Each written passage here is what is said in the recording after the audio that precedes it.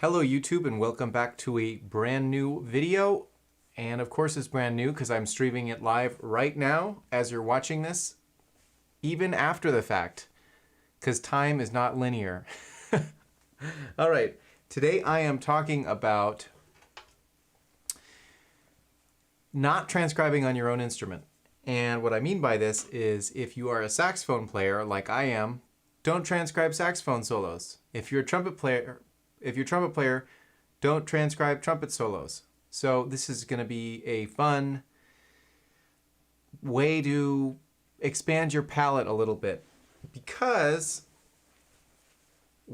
all saxophonists learn the instrument of the saxophone, and there is this tendency to play the saxophone as a saxophonist, and there's a tendency to play the trumpet as a trumpet player. So you get kind of caught up in this mindset and you play the things that are easy to play on your instrument, and stretching outside of your comfort zone and playing the vocabulary of another instrument can really, really benefit your technical skill and your ear for different vocabulary.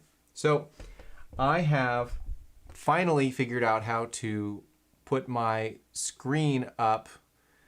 So you will see I have a transcription here. Boom. How about that? I have a transcription here of an Aaron Parks solo from Star of Jupiter, a Kurt Rosenwinkel record. It's a fantastic record. If you haven't heard it, Star of Jupiter, Kurt Rosenwinkel. I think it came out in 2011. I remember I listened to that a lot in college and beyond college. In fact, I've transcribed a ton of the solos from the record because I think it's all great. So this is Aaron Parks. He's a piano player, and if you want the link to this, I will put it in the description so that you can follow along. I have B flat, E flat, and concert pitch versions of this. So this is one of the solos I learned, but this, for me, or for probably any horn players, they're not going to play a solo like this just because they feel like it. You know, this is something you have to really work at, and there's like such awkward stuff in it. So I am going to try and play it a little bit, and you'll kind of hear what the vocabulary is that's associated more with piano. So here we go. I'm going to play it really, really slow. Here we go. Oh, my apologies. Okay. Yeah, I was coordinating things. Concert pitch is on your display, but I'm going to read my B flat version. There we go. Here we go.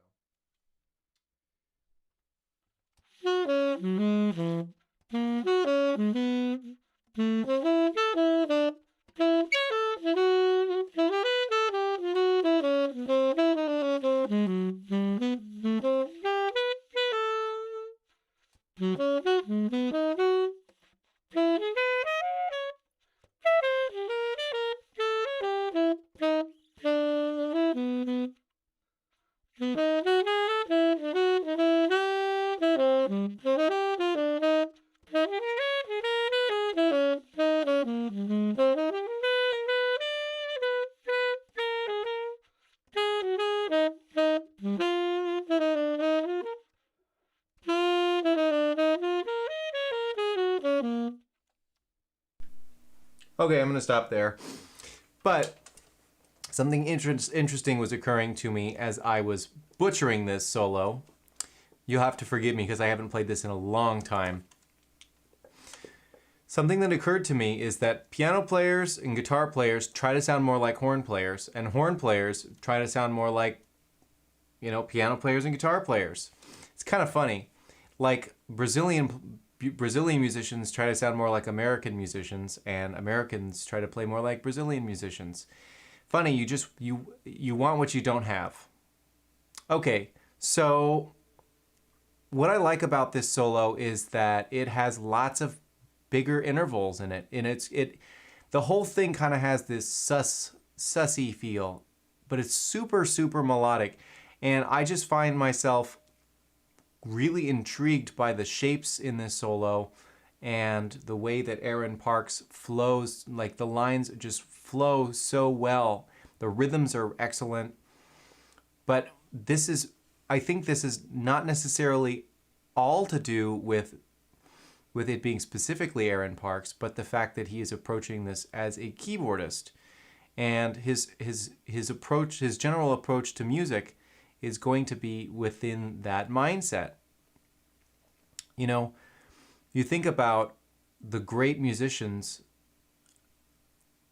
most of them are kind of influenced by their instrument. Somebody who I feel transcends that is Miles Davis. Sure, he plays trumpet-ish things, but I feel like he's not playing as a trumpet player. He's playing as Miles Davis, and the trumpet happens to be his voice. So this is kind of a simple, short video, and let me get back to me so you can look at my face over here. Here we go. There we go. Let me get back to me. This is kind of a shorter video, but I wanted to open up your minds to something just a little different, a different philosophy, a different approach to learning music. Now, I did have a private teacher tell me that I don't sound enough like a saxophonist, and I was young enough that it was probably a good thing to hear at the time. Now, I don't know if somebody told me that now, I'd probably tell them to pound sand, because I am trying to figure out what it is that I actually like and what it is I want to do as a musician. And if somebody said I didn't play enough like a saxophonist, I'd probably take that as a compliment, because that means that I'm doing something different. But I do feel that learning the vocabulary for your instrument is crucial in developing at least an understanding of the history of your instrument's art form. You know, if you play the saxophone, Lester Young, Charlie Parker, John Coltrane, Sonny Rollins, Dexter Gordon, Stan Getz, Joe Henderson, all of those people are super, super important, you know, and you can get into the Mark Turners and the Joe Lavanos and the Chris Potters, Michael Breckers, and there is so much beautiful stuff to learn there. But I may be a saxophonist, but I find myself particularly drawn to the playing of guitarists. So let me see if I can I know that I said that I was going to make this video short. Let me see if I can pull up a guitar solo that I really like here.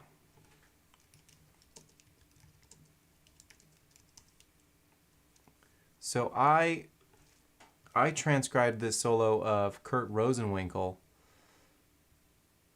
and it's on his album Standards Trio Reflections.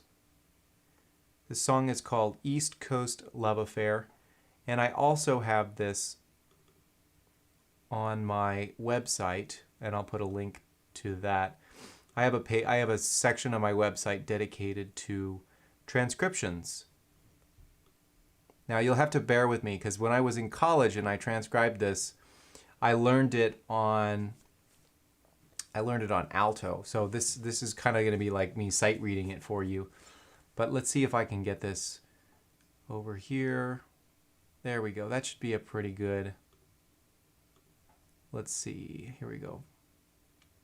So this is going to be Kurt Rosenwinkel's solo on Standards Trio Reflections. So here we go. Forgive me while I butcher this, but this is like totally different language that I never hear any saxophonists do.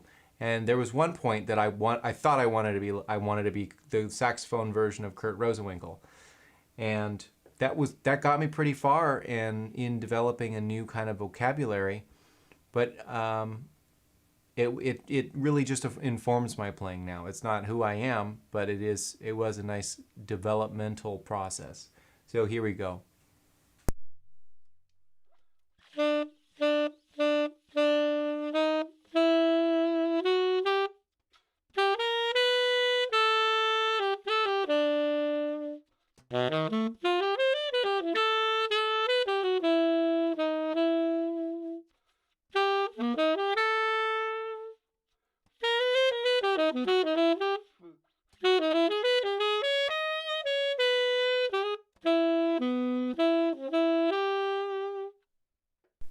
I mean, I gotta stop. I just gotta stop right there. That double time lick on the B7 in the second system.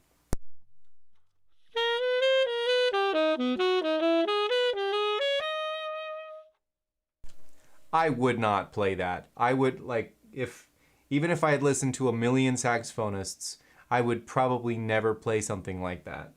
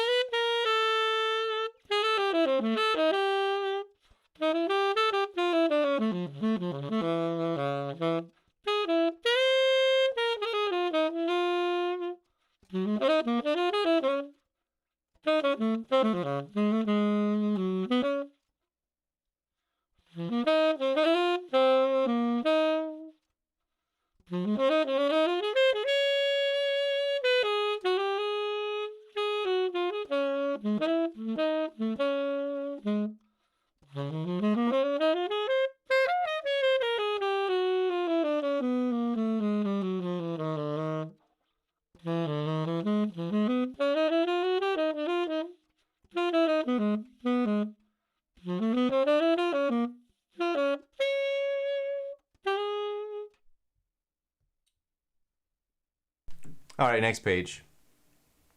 We're probably gonna find.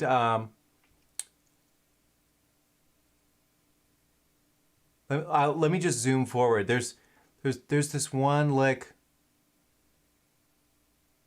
that I really loved. Bear with me here. Bear with me here. Okay.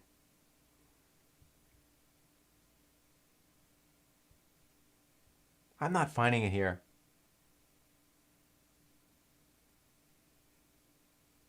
Anyway, I love his fluidity. His lines are really beautiful, and they are something that I would never play on the saxophone unless I was actually listening to him or learning that kind of vocabulary.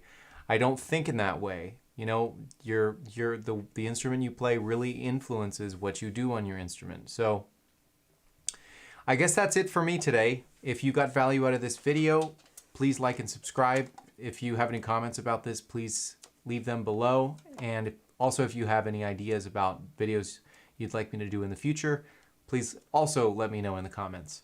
So thank you for tuning in, and I will see you next time. Great, thanks, and good night. Happy practicing.